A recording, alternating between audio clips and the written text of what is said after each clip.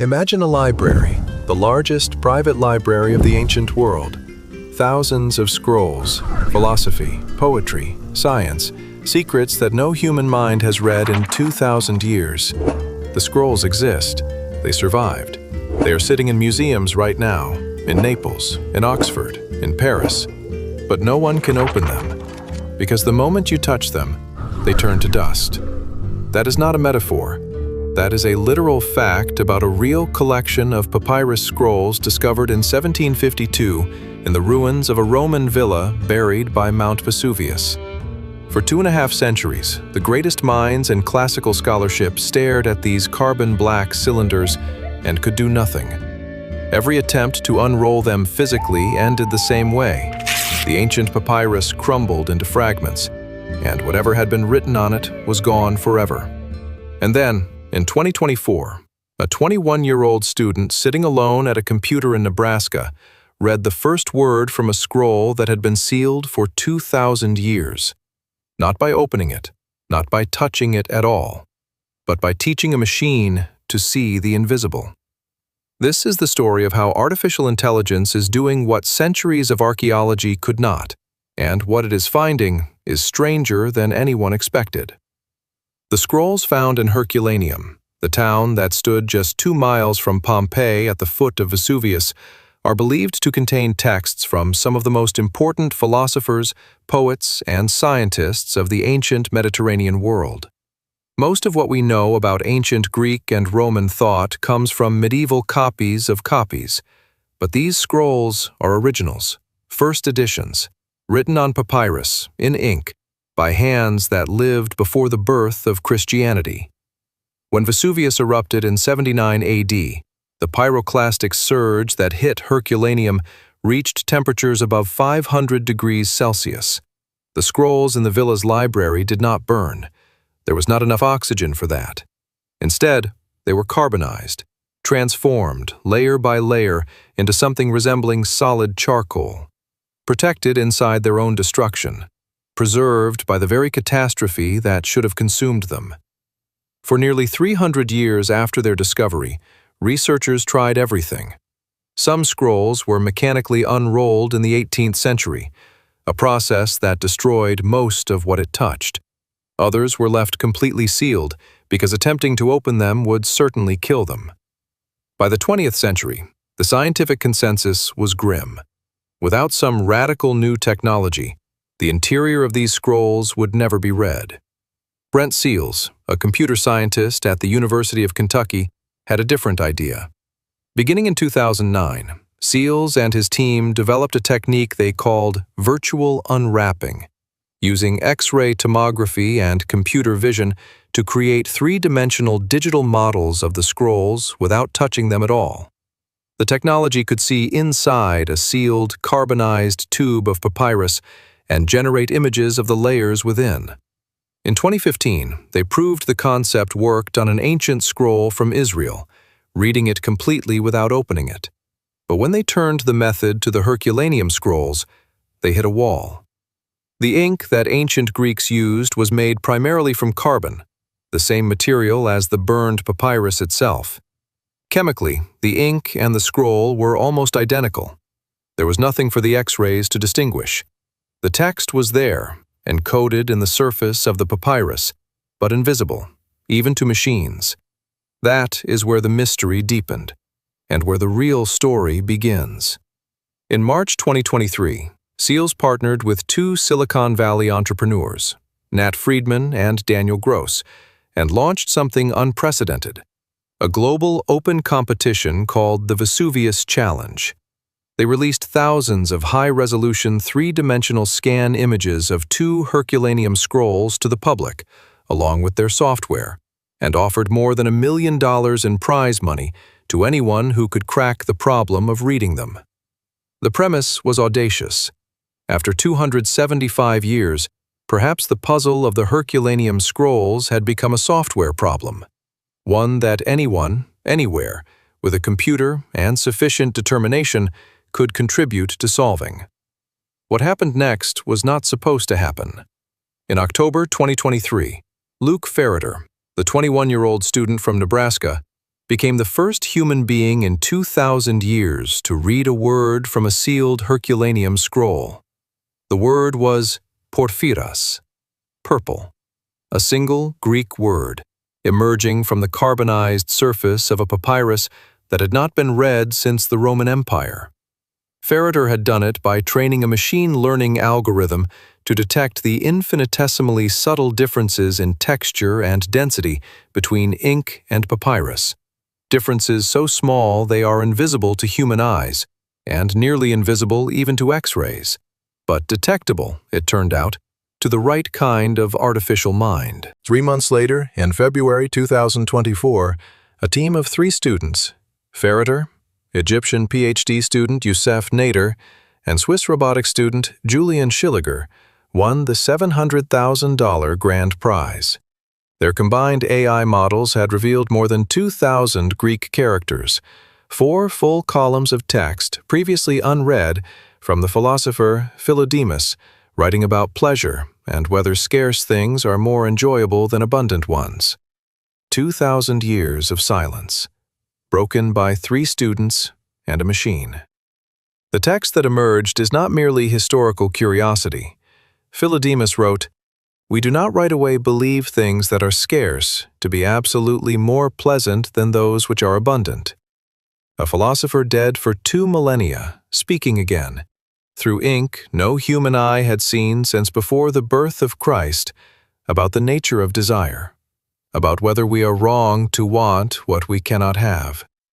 There is something unsettling about that particular message being the first one to return from the long silence. In early 2025, the Bodleian Libraries at Oxford announced that a scroll in their collection, sealed, unread, sitting in a library drawer for over 2 centuries, had been virtually unwrapped and photographed for the first time. The first word translated from it was diatropie, disgust, a word that appears twice in rapid succession in the first visible columns. Whatever the author was writing about, it provoked strong feeling. The rest remains locked in the machine's ongoing work. But the Herculaneum scrolls are only one part of this story. On the other side of the world, in the high desert of southern Peru, a different kind of ancient mystery has been waiting for a different kind of answer. The Nazca lines, geoglyphs etched into the surface of the Nazca Desert by a pre-Inca people between roughly 100 BC and 500 AD, are among the most studied and least understood archaeological features on Earth. For nearly a century, researchers have known that the desert floor contains enormous drawings: a hummingbird the size of a football field, a spider, a monkey, a condor, geometric lines stretching for kilometers with a precision that seems impossible without aerial observation. And yet, the people who made them had no aircraft. They worked from the ground, on a scale they could never have seen complete. By 2020, after decades of aerial photography and painstaking fieldwork, archaeologists had documented 430 figurative geoglyphs in the Nazca region. It had taken nearly 100 years to find that many. Then, in 2024, a team from Yamagata University in Japan and IBM's Thomas J. Watson Research Center trained an AI system on high-resolution aerial and drone imagery of the entire Nazca Plateau. The algorithm worked for 6 months, and it found 303 new geoglyphs, nearly doubling the known total in half a year. The results were published in the Proceedings of the National Academy of Sciences in September 2024. But the numbers alone are not the revelation. The revelation is what the new discoveries revealed about what these figures mean, or rather, about the fact that there appear to be 2 entirely different kinds of Nazca lines, used by 2 different groups of people for 2 different purposes.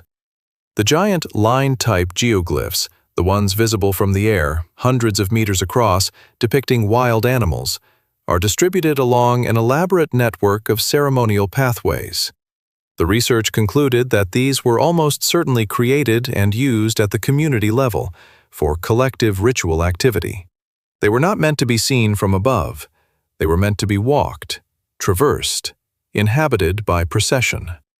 The smaller, relief-type geoglyphs, the kind the AI found in abundance, are different in almost every way. They are located near the winding foot trails that cross the desert, visible from walking distance rather than from altitude. They depict human figures, domesticated animals, and, most unsettlingly, decapitated heads.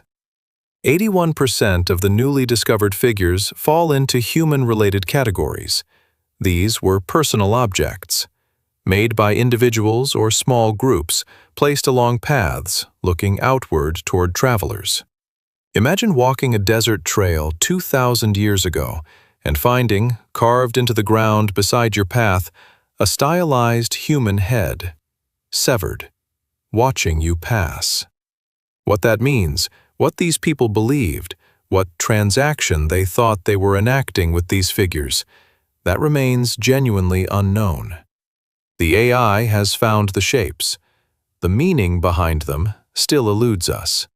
And perhaps that is the appropriate place to leave it.